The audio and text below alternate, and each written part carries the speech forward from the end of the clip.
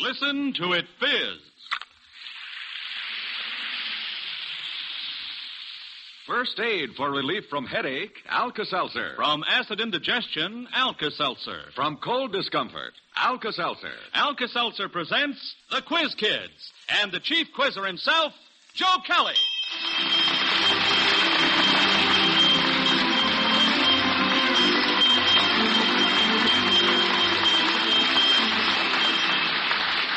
Everyone, are you all set for some fun? Well, fine. That's exactly what we're going to have. This is another big competition day here in school. Yes, it's going to be a battle royal between the Quiz Kids and 5 prominent members of Rotary International. Both teams, I'm very happy to say, are in excellent condition. The Quiz Kids have weighed in at 487.5 pounds. The Rotarians tipped the scales at slightly under 2 tons. And now, in this corner, we have Quiz Kids Patrick. I'm Patrick Owen Conlon. I'm 13 years old, and I'm a freshman at Calumet High School in Chicago. Joel. I'm Joel Coverman. I'm 14 years old, and I'm a junior at Roosevelt High School. Harvey. I'm Harvey Dutch. I'm 7 years old. I go to Hibbert School. I'm in grade 3B. Lonnie. I'm Lonnie Lundy. I'm 14 years old, and I'm a sophomore at Maine Township High School in Park Ridge, Illinois. And the newcomer, Betty. I'm Betty Satnoff. I'm 13 years old, and I'm a freshman at the John Marshall High School in Chicago. In the opposing corner, 5 Rotarians. The secretary of Rotary International, Mr. Lovejoy. I'm Philip Lovejoy, and I'm secretary of Rotary International. I was born in Maine, which makes me a maniac, which indicates I shouldn't be on this program at all. Wonderful, wonderful. Oh,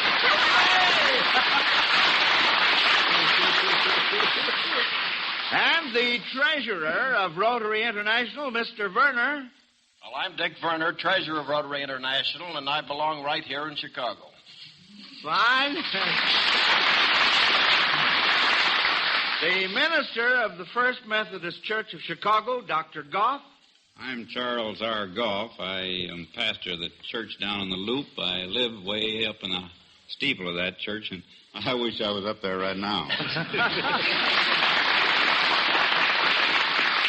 Next, a Rotary Foundation fellow from Cordoba, Argentina, Mr. Gordillo. I'm Pedro Antonio Gordillo, studying at the Illinois Tech Rotary Foundation fellow from Cordoba, Argentina. All right. Fine. And a prominent businessman and a director of the Chicago Crime Commission, Mr. Leveron. I'm Nathaniel Leveron, a Chicago businessman with a New England accent.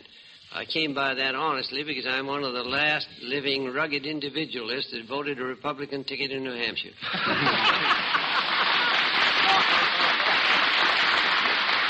All right, well, on your toes, contestants. Here's your first question. Tell me, what is the significance of this number, 71113? No hands up. Mr. Leveron. That's my telephone. That's right. How do you like that? Oh, boy, oh, boy. Say, now you quiz kids better watch out for these fellas here. Yes, sir. Mr. Leveron knows his own telephone number. Well, here's our next question. Mrs. Nina Graham of New York City says, we all know about farmers using scarecrows, and many consider the crow a pest, but just what can you say in favor of the crow's cause? What am I saying here? Harvey? Well, many farmers think the crow is harmful just because it has a very delicacy that is corn. But it really is helpful to the farmers because it eats insects that do bad to the farmers' crops, such as slugs, locusts, and their larvae. Well, say, now that's right, Harvey. Well, tell me something, Harvey. What is the crow sometimes called in other countries? Well, I don't know. Oh, well, I was quick and concise, wasn't it? Well, I just threw that in as a sort of an after part. I understand that sometimes the crow is called, in Scotland, the rook. Have you heard anything like that? No. We haven't, huh? Well, I hadn't either until I saw my card here. All right. Well, now, right at this moment, I want to explain about the Alka-Seltzer Awards given away every Sunday, friends. The questions used on our program are sent in by you listeners. And when a question is answered correctly, the Alka-Seltzer Award is a fine Zenith transoceanic portable radio. For example, that's what Wilma White of Chicago receives for her question if it's answered correctly. Now, let's try it and see what happens. It's a romantic question, and as I said, it's from Mrs. Wilma White of Chicago. Our organist, Howard Peterson, will play 2 songs about sweethearts. And you are to identify and sing each song and name the composer. Here's the first one.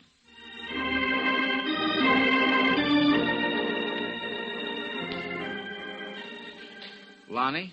Oh, that's the song, Sweethearts, and it's by Victor Herbert. What? What? Now, wait a minute. Betty, you had your hand up, honey. What were you going to say? I was going to say that it was the song Sweethearts. But... Yes, and how about the composer? Joel? I'm pretty sure it is by Herbert. It was from that opera he wrote, I think, by the same... Well, now, wait a minute. I think we're a little confused here, Pat. Well, it might be Schubert. No. Lonnie? I guess it was Sigmund Romberg. Sigmund Romberg, that's right, from Maytime. Uh-huh. Now, can you sing a little of it for us? Oh, a very little. All right. Sweetheart, sweetheart, sweethearts. That's it.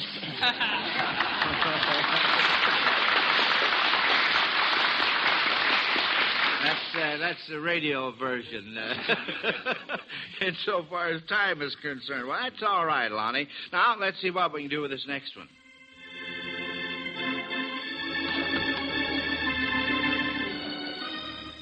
Mr. Werner. Well, I should know that one. That's the Sweetheart of Sigma Chi, Mr. Kelly, and it was written by my brother, Dudley Werner. That's absolutely right.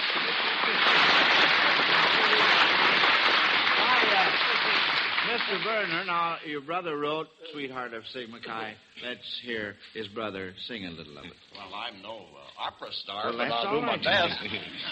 The girl of my dreams is the sweetest girl of all the girls I know. That's a little... Oh, wonderful.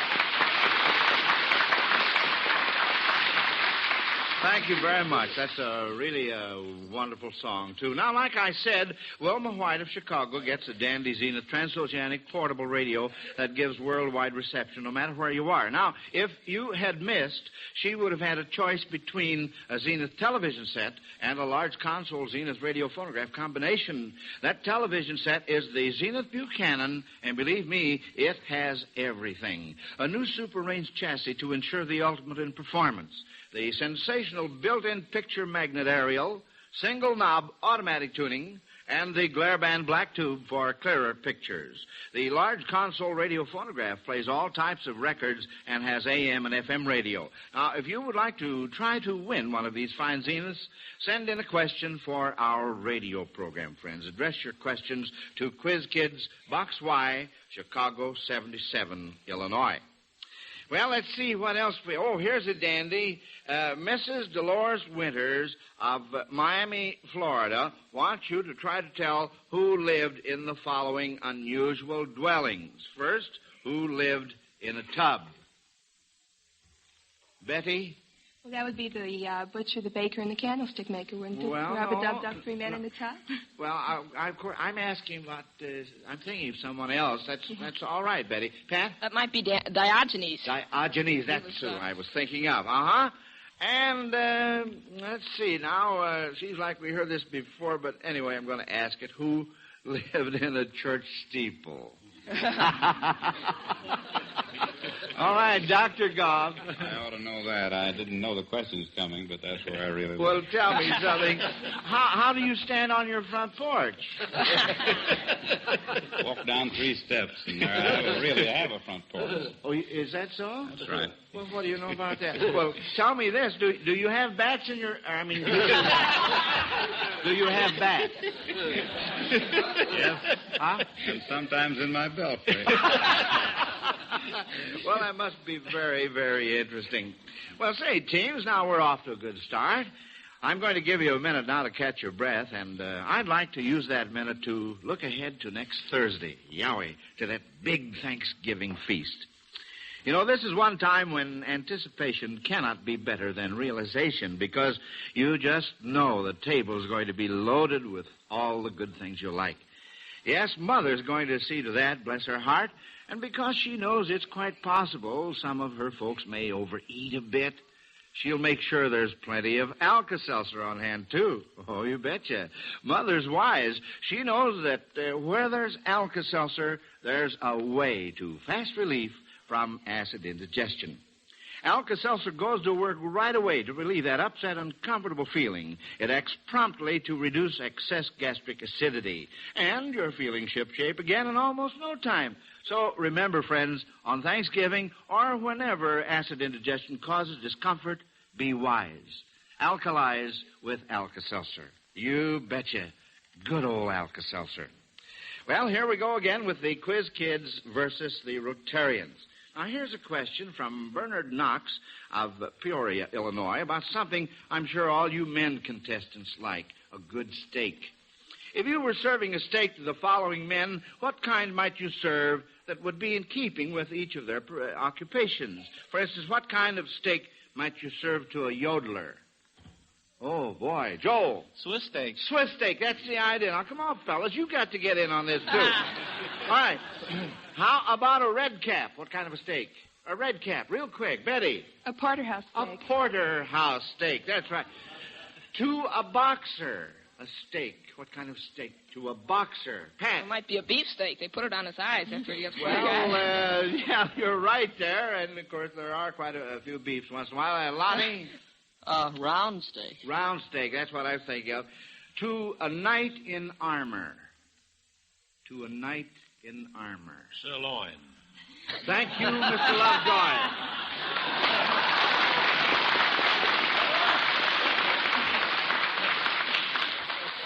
I must ask you, Mr. Lovejoy, not to sneak in like that and talk and then hold your hand up after you finish. All right, teacher.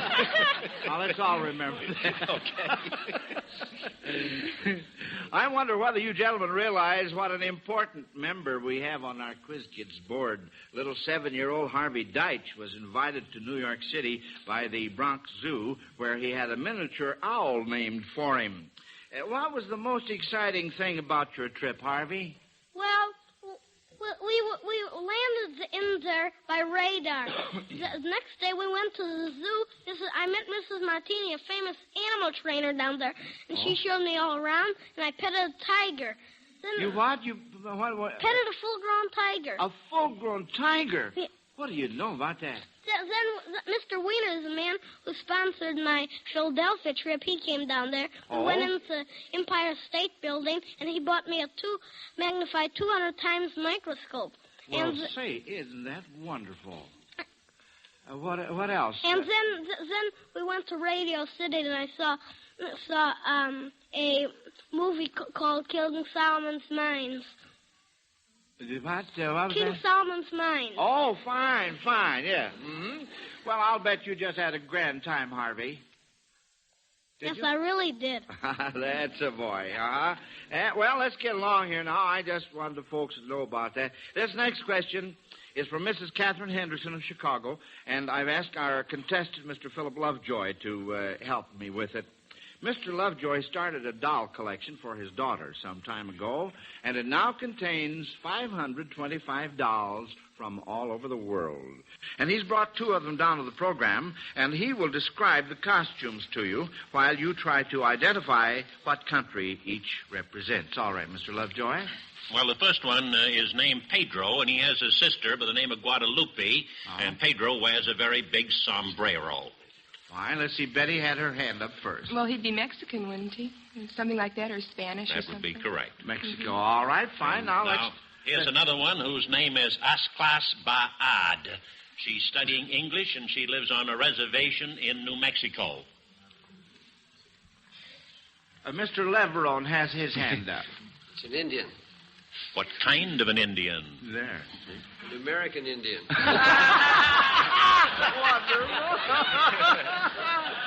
Pretty sharp there, Mr. Leveron. We ought to name the tribe, don't you think? An important all tribe. right, you think so. Yes. We'll corner him some way here. All right. How about it, Mr. Leveron? What particular tribe?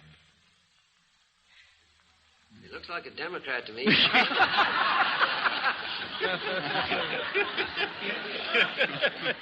It doesn't resemble any of the Cleveland Indians, I'll say. All right. Well, let's see. We got a hand up over here. Joel? Navajo, probably. That's right. Is that right? Correct. Well, Correct. fine, Joel, fine. Say, Mr. Lovejoy, I wonder whether you would tell us a little about your last trip. Why, Joe, I'd be very glad to. Last week I returned to the United States from a 3-month trip around the world. I had a perfectly grand experience of seeing how Rotarians in Australia and New Zealand and Indonesia and India and Thailand and many other countries of Europe are working together to promote the Rotary ideal of service, even though they differ widely in language and customs and religion and government. The Rotary Club, you know, Joe, is a service club. Rotarians work unselfishly to make their community a better place in which to live. They promote high standards in business and professions. They strive unceasingly for a better world through the promotion of international understanding, goodwill, and peace. One of Rotary's major contributions in the international field is its program of Rotary Fellowships, which has enabled more than 200 outstanding young college men and women like Pedro Cadillo of Argentina, whom you introduced a few minutes ago, to study abroad for a year.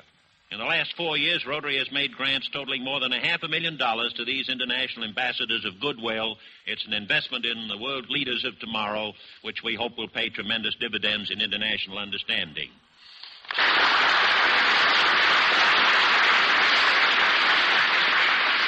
Thank you, Mr. Lovejoy. Well, now, since one of our contestants, Mr. Gordillo, is from Argentina, he ought to welcome this question from Mr. S.N. Trevino. Since it's all in Spanish, I've asked Mr. Trevino from the University of Chicago to come down and ask it himself. All right, Mr. Trevino, proceed with your question. Quisiera usted decirnos, señor Gordillo, qué arquitectos y estilos arquitectónicos han tenido mayor influencia en la Argentina. Conteste usted en español. Bueno, el estilo arquitectónico de mayor influencia en Argentina ha sido el Renacimiento español, y entre los principales arquitectos se cuenta Juan de Herrera. Últimamente, los arquitectos modernos de Corbusier, Mies van der Rohe, Frank Lloyd Wright, and so on, han tenido una gran influencia en la arquitectura moderna argentina. Yeah.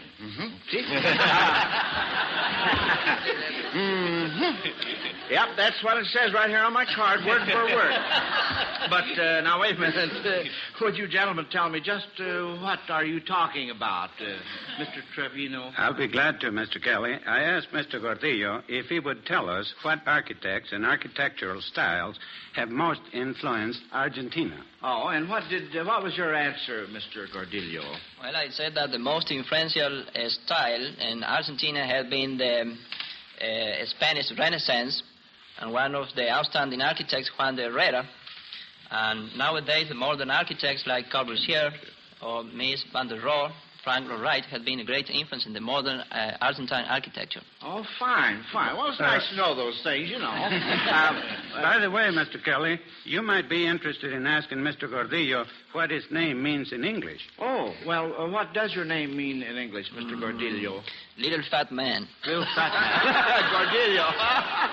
Well, now, from your build, I would think that you and I should exchange names. Because I am the little fat one, as you say. That's cute. Now, before I pull the next puzzler from our Alka-Seltzer question box, our announcer, Bob Murphy, has a question. Say, folks, has this Sunday been spoiled for you because a headache has made you feel upset and irritable? Well, right now, or whenever you have a headache, remember this. First aid for relief from a headache is Alka-Seltzer. Yes, here's the way to really fast relief. Drop 1 or 2 Alka-Seltzer tablets into a glass of water. Let it fizz, then drink it. Since Alka-Seltzer is dissolved before you take it, the pain-relieving analgesic sodium acetylsalicylate is ready to go right to work. And because of its effervescence, those thousands of sparkling bubbles, Alka-Seltzer gets there fast to give fast relief. Keep Alka-Seltzer handy all the time.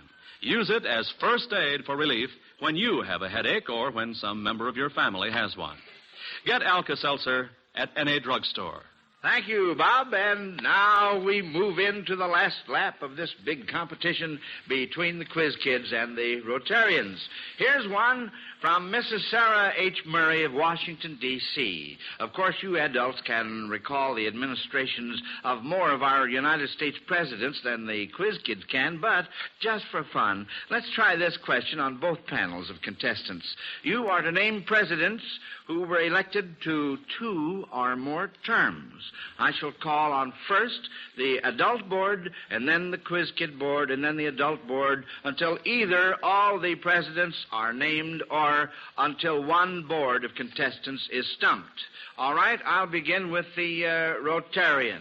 Who would like to start off? Mr. Lovejoy? Washington. George Washington, all right. Quiz Kid Betty? Franklin D. Roosevelt. That's right. And back to the grown-ups. Who else? Oh, no, wait a minute.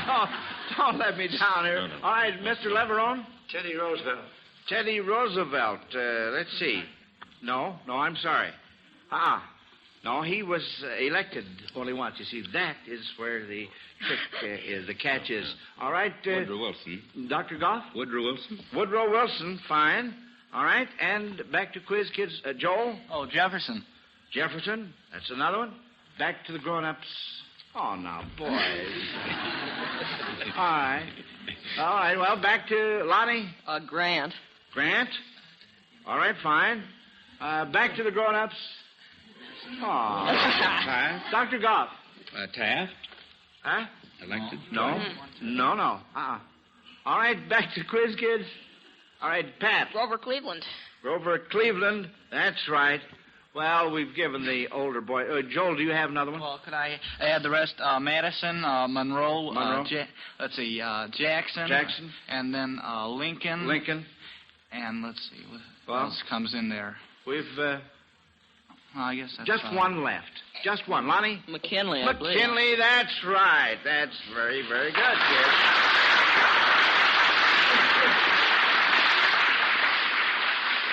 All right, now this next question from the Alka-Seltzer question box is from Mrs. Thelma Dahl of New York, who picked out these names for his daughters, Goneril, Regan, and Cordelia. Betty. That would be King Lear. King Lear, that's right, honey. How about Emily, Charlotte, and Anne? Betty again. Well, that would be the father of the Browning. That's the Barretts, excuse me. The what? No. Wait a minute, Pat. The Bronte sisters. The Bronte sisters, Patrick Bronte, And how about Dorothy, Margaret, and Charlotte?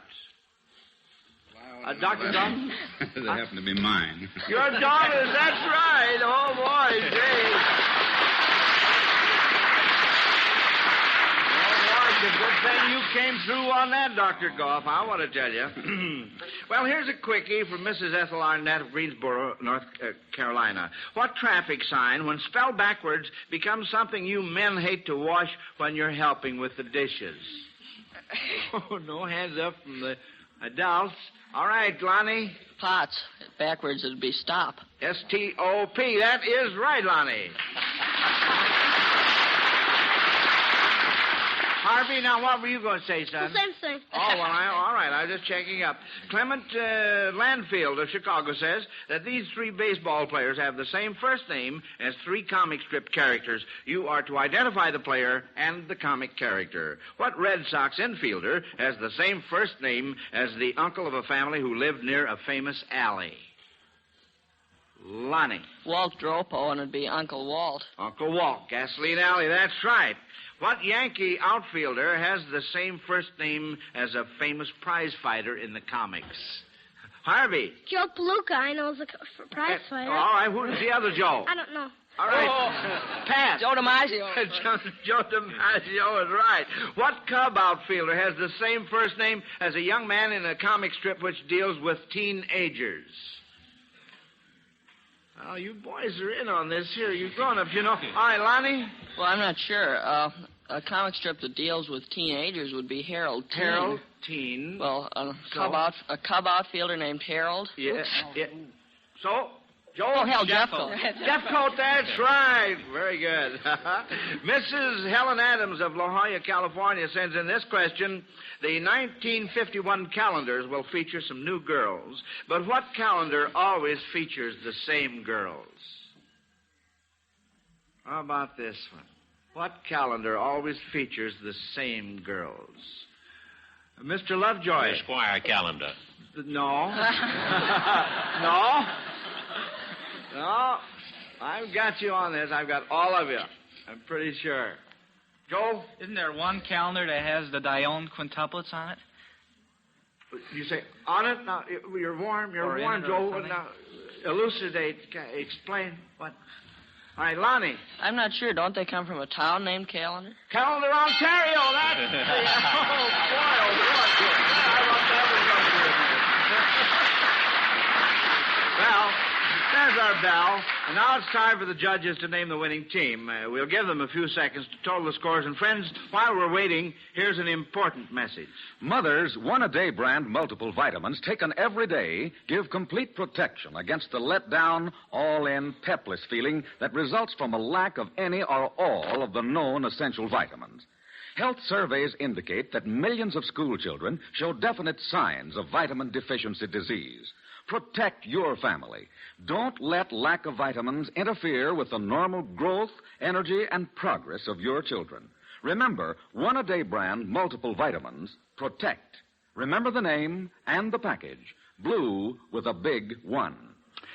Well, attention, quiz kids and Rotarians, here are your scores. The judges report that as a class, you didn't miss a single question this afternoon. The Rotarians have a score of 83, and the quiz kids, 165.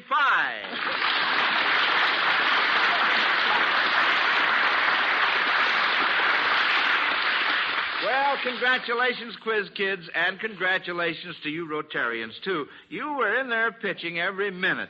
Yes, it was really wonderful the way you entered into the spirit of the occasion, and we were mighty happy to have you 5 representatives of Rotary International with us this afternoon and to learn of the fine work your organization is doing. And by the way, friends, our other fraternal organizations to compete with the quiz kids in the near future will be the Lions International and the Benevolent Order of Elks. Now, next Sunday, we will welcome 4-H Club boys and girls to our classroom.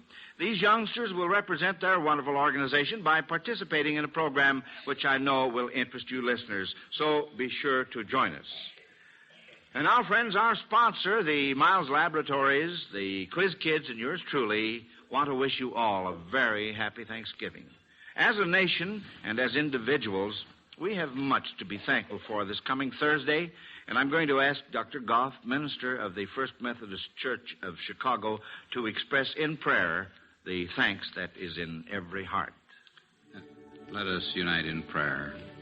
O God, we pause now to give Thee thanks for this country of ours, for its history of freedom, and for the multitudes who have sacrificed for it. We thank Thee for those of our own who in distant lands today are giving their all for us. Be with them in their loneliness, and when Thanksgiving Day comes and we gather in our churches and about our tables, May we recall again to ourselves and to our children the multitude of blessings that are ours. Keep us free, keep us grateful, and make us useful in the Master's name. Amen.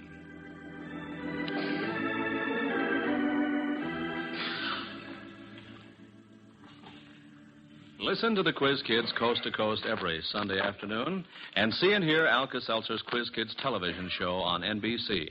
Consult your local newspaper for the time and station. Until next week at the same time, this is Bob Murphy speaking. Bob Hope and Eddie Cantor join the big show today on NBC.